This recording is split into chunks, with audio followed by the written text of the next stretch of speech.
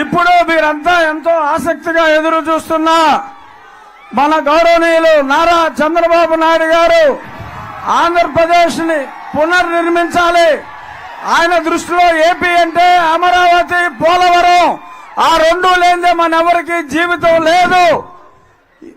AP పునర్నిర్మాత గారు ఇప్పుడు మాట్లాడతారు. ఏం తమ్ముళ్ళు హుషారుగా ఉన్నారా? ఏమమ్మా ఆడబిడ్డలు హుషారుగా ఉన్నారా? మంచి మధ్యాహ్నం, మిట్ట మధ్యాహ్నం, ఎండ అదిరిపోతా ఉంది.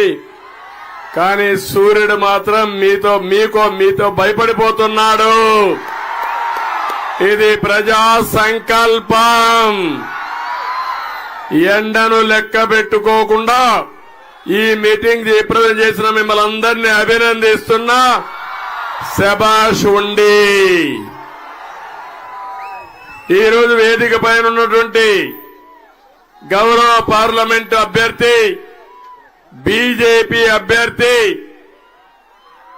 మిత్రపక్షాల కూటమి బలపరుస్తున్న అభ్యర్థి శ్రీనివాస్ వర్మ గారు, ఇంకో పక్కన ఎమ్మెల్యే అభ్యర్థిగా పోటీ చేస్తున్నటువంటి RRR,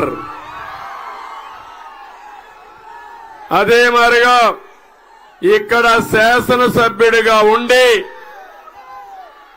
ఒక మంచి కోసం ఒక సిద్ధాంతంగా నేను ఒక నిర్ణయం తీసుకున్నప్పుడు ఒక్క మాట మాట్లాడకుండా పూర్తిగా సహకరించిన రామరాజు గారు, అది నా జీవితంలో అరుదైన అనుభవం. ఏ నాయకుడు ఒప్పుకోడు. నేను చెప్పాను పరిస్థితులు. నేను చెప్పిన తర్వాత ఒక్క మాట మాట్లాడకుండా మీరు చెప్పింది నేను చేస్తా అని చెప్పింది మా రామరాజు, మా తమ్ముడు. నేను గుర్తుపెట్టుకుంటా. ఉండేలా మీకు హామీ ఇస్తున్నా. రామరాజు సేవలు ఈ రాష్ట్రానికి అవసరం. సముచితమైన గౌరవం ఇచ్చే బాధ్యత నాదని మీ అందరికీ హామీ ఇస్తున్నా. ఏమి ఇస్తానో మీరే చూడబోతారు. తప్పకుండా అన్ని విధాలు ఆదుకునే బాధ్యత నాది. ఇక్కడే జనసేన నియోజకవర్గం ఇన్ఛార్జ్ శ్రీనివాస్ గారు, నాగరాజు గారు. అదే మరిగా ఇక్కడ చూస్తున్నాను రెపరెపలాడుతున్నాయి జెండాలు.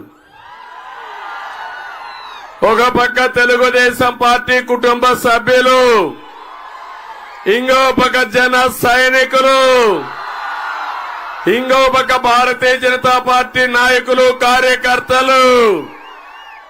మనవి 3 జెండాలు. అజెండా ఒకటి.